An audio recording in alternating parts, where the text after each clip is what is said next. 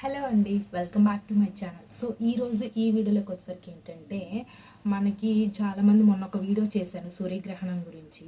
So ఆ వీడియోలో చాలామంది కొన్ని కామెంట్స్ అయితే అడిగారు. ఏంటంటే అసలు మనకి ఈ సూర్యగ్రహణం అనేది మన భారతదేశంలో పడుతుందా లేదా, అలాగే మనకి ప్రెగ్నెంట్ ఉమెన్స్ ఎలాంటి నియమాలు పాటించాలి, ఇలాంటివన్నీ అయితే అడిగారు కదా. సో ఈ వీడియోలో అయితే ఎక్స్ప్లెయిన్ చేస్తాను. సో చివరి వరకు అయితే చూడండి. మీకు ఏమైనా డ్యూరింగ్ ప్రెగ్నెన్సీలో డౌట్స్ ఉంటే ఖచ్చితంగా కామెంట్ అయితే చేయండి. అండ్ ఆల్సో నేను కింద ఇన్స్టాగ్రామ్ లింక్ ఇస్తాను, ఎందుకంటే మీకు ఏమైనా పర్సనల్ డౌట్స్ ఉంటే అందులో అయితే అడగండి. అండ్ ఆల్సో ఇంకా pregnancy care tips and pregnancy food and normal delivery tips అన్నీ కూడా కింద లింక్స్ ఇస్తాను డిస్క్రిప్షన్లో. ఒకసారి అయితే చూడండి, చూసి ఒకటి రెండు వీడియోస్ చూసాక నచ్చితే అప్పుడు సబ్స్క్రైబ్ చేయండి. ఇప్పుడు మనం వీడియోలోకి వెళ్దాం. సో ఫస్ట్ ఏంటంటే మనకి ఏప్రిల్ నెలలో ఒక సూర్యగ్రహణం అనేది పడింది. మళ్ళీ ఇప్పుడు ఈ అక్టోబర్ 2న పడుతుంది. సో ఈ అక్టోబర్ 2న పడేది ఏంటంటే మన భారతదేశంలో ఉందా అని అడుగుతున్నారు. సో లేదండి, ఎక్కడ పడుతుంది అంటే main America, Brazil, Chile, Mexico, so అంటే బయట కంట్రీస్లో పడుతుంది మెయిన్. సో అయితే మనకి ఇండియాలో అయితే లేదు, మన తెలుగు పంచాంగం ప్రకారం చూస్తే. సో అండ్ నాసా వాళ్ళు టైమింగ్స్ కూడా షేర్ చేశారు. సో మనకి అమెరికా, బ్రెజిల్, చిలీ, మెక్సికోలో పడుతుంది కదా. ఎప్పుడంటే నైట్ 9:13 నుంచి మనకి తెల్లారుజామున 3:17 వరకు అయితే పడుతుంది. సో మినిమం 6 అవర్స్ అయితే పడుతుంది కదా. సో ఈ 6 అవర్స్ అంటే నైట్ టైం కాబట్టి అంత ఎఫెక్ట్ అయితే ఉండదు. బట్ ఏంటంటే అలా మనకేంటంటే నైట్ టైం ఇక్కడ అంటే చంద్రుడు కనిపిస్తాడు కదా, సూర్యుడు అనేది కనిపించడు కదా.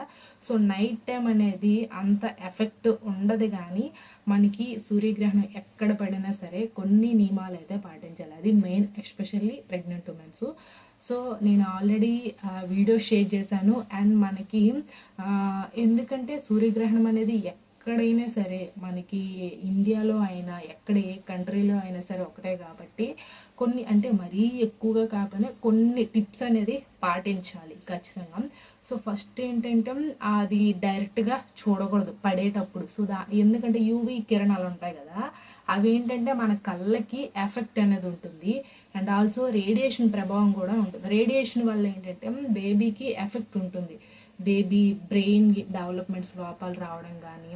సో ఏంటంటే ఈ టైంలో కొన్ని చేయకూడనివి చేస్తే ఏంటంటే బేబీ అంగవైకల్యంతో పుట్టే ఛాన్సెస్ అనేది ఎక్కువగా ఉంటుందని మనకి చాలామంది అంటుంటారు. సో అంటే దేనికి కూడా సైంటిఫిక్గా రీజన్స్ అయితే లేవు. బట్ ఇది ఏంటంటే పూర్వకాలం నుంచి అనాదిగా వస్తున్న మాటలు మాత్రం. ఎలా అంటే ఇప్పుడు అంటే ఏదైనా గ్రహణ సమయంలో ఏదైనా చేయకూడని పనులు చేస్తే కొన్ని బర్త్ డిఫెక్ట్స్ రావడము ఇలాంటివంతా వస్తాయి అంటారు కదా. సో ఆ ప్రాబ్లం అయితే వస్తుంది. కాబట్టి ఈ సమయం నైట్ 9:13 నుంచి 3:17 వరకు మనకి ఏంటంటే స్లీపింగ్ టైం.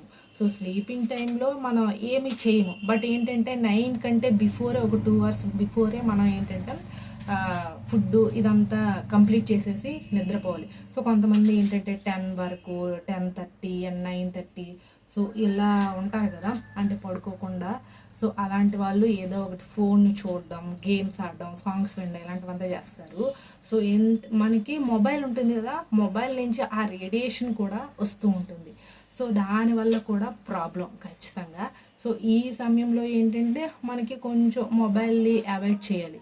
ఎందుకంటే మనకి డేటా ఆన్ చేస్తాం కదా, ఆ వైఫై వల్ల కానీ మన మొబైల్ డేటా వల్ల కానీ మనకి రేడియేషన్ ఎఫెక్ట్ అనేది ఎక్కువగా ఉంటుంది. సో దానివల్ల మనకి బేబీకి కూడా ప్రాబ్లం అవుతుంది. కాబట్టి ఆ సమయంలో పూర్తిగా మనకి ఏంటంటే మొబైల్ అవాయిడ్ చేసేయాలి, అదొకటి. అండ్ నెక్స్ట్ కొంతమంది ఏదైనా టీవీ చూడడం ఇలాంటివంతా చేస్తారు, బట్ అదైతే నో ప్రాబ్లం. బట్ ఏంటంటే ఈ సమయంలో ఎక్కువగా ఏదైనా దేవుడు పాటలు కానీ, లేకపోతే దేవుడు పుస్తకాలు ఉంటాయి కదా అవి చదవడం కానీ, ఏదైనా పారాయణం అంటారు కదా, సో పారాయణం చేస్తే చాలా బెటరు. మనకి హనుమాన్ చాలీసా కానీ ఇలా పారాయణం చేస్తే ఈ సమయంలో బేబీ ఏంటంటే హెల్తీగా పుడుతుంది. చాలామంది గ్రహణ సమయంలో ఎంత ఎక్కువగా పారాయణం, దేవుడు పాటలు ఇలాంటివంతా చేస్తే బేబీ మాత్రం చాలా హెల్తీగా పుడుతుంది. సో అదొకటే చెయ్యండి. అండ్ ఇంకా గర్భిణీలు అసలు నియమాలు పాటించాలి లేదని కూడా అడుగుతున్నారు. సో పాటిస్తే బెటర్ అండి. చెప్పాను కదా, సూర్యగ్రహణం ఎక్కడ పడినా అది ఎఫెక్ట్ అనేది కొంచెమైనా ఉంటుంది. సో కాబట్టి గర్భిణీ స్త్రీలు మాత్రం ఈ సూర్యగ్రహణం పడేటప్పుడు నైట్ టైము గర్భిణీ స్త్రీలకి దాహం వేసినా సరే వాటర్ అయితే తాగొచ్చు. అది కూడా డౌట్ అడిగారు.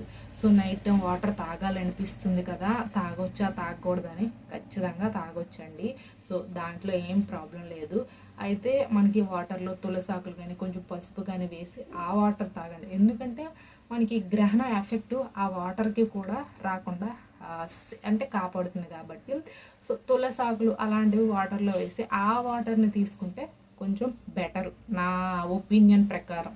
సో అది ఇంకా ఏంటంటే గర్భిణీలు నియమాలు పాటించాల్సిన అవసరం అయితే కొంచెం ఉంది. సో తొందరగా భోజనం చేసాడు అంటే 9:30కి పడితే మీరు ఒక 7కి 7:30కి తినేసి పడుకుండి పోతేనే బెటర్ అండి. అలా అంటే మనకి గ్రహణ సమయంలో స్ట్రైట్గా పడుకోవాలి. కొంతమంది ఏంటంటే పక్కకి లెఫ్ట్కి అలా తిరగొచ్చా తిరగకూడదని కూడా అడుగుతున్నారు. సో మనకి ఏంటంటే కొంతమంది గ్రహణ సమయంలో స్ట్రైట్గా పడుకుంటే మంచిది అంటారు. బట్ దానికి నేను చెప్పాను కదా, శాస్త్రీయంగా ఎక్కడ నిరూపించలేదు. స్ట్రైట్గా పడుకుంటే బెటర్ అంటారు. సో అలా ఒకవేళ మీ ఇంట్లో మీ పెద్దవాళ్ళు చెప్పినా వినండి. సో అదొకటి. అండ్ ఈ సమయంలో నైట్ టైము మనకి గ్రహణం పడుతుంది కాబట్టి పడుకునే ముందు కొంతమంది గర్భిణీ స్త్రీలు యాపిల్స్ తినడం, ఏదైనా తినడం చేస్తూ ఉంటారు కదా. సో అలాంటప్పుడు చాక్తో కూడా అంత చేస్తారు. సో అలా ఏం కోయకండి. అలా కోస్తే బేబీస్కి ఏంటంటే చీలిక ముక్కు, చీలిక పెదవులు పుట్టే ఛాన్సెస్ అనేది ఎక్కువగా ఉంటుంది. కాబట్టి నార్మల్గా ఫ్రూట్స్ని తినండి. కానీ ఈ సమయంలో కట్ చేయడం, కొయ్యడం ఇలాంటివంతా అవాయిడ్ చేసేయండి. సో అదొకటి. అండ్ ఇంకొక నియమాలు ఏంటంటే ఇంకా ఎర్లీ మార్నింగ్ నార్మల్గా స్నానం చేయాలి. తల స్నానమే చేయండి. తల స్నానం చేయకపోతే మనకి బేబీకి ఏంటంటే స్కిన్ ఎఫెక్ట్ వచ్చే ఛాన్సెస్ అనేది ఎక్కువగా ఉంటుందంట. మనకి గ్రహణ ప్రభావం అనేది బేబీ పైన పడుతుంది. ఆ స్కిన్ అంటే దుద్దర్లు రావడం అంటే పుట్టిన తర్వాత ఆ గ్రహణ ప్రభావం వల్ల. కాబట్టి ఆఫ్టర్ మీరు తెల్లవారాక స్నానం చేసుకుని ఏదైనా పనులు మొదలు పెట్టండి. కానీ స్నానం చేయకుండా డైరెక్ట్గా తినడం, టిఫిన్ చేసేయడం ఇలాంటివంతా చేయకండి. తల స్నానం మాత్రం ఖచ్చితంగా చేసుకోవాలి.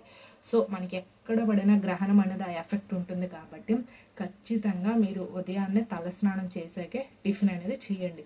సో నియమాలంటే ఎక్కువగా ఏం పాటించిన అవసరం లేదు, వీటి వరకు అయితే పాటించండి.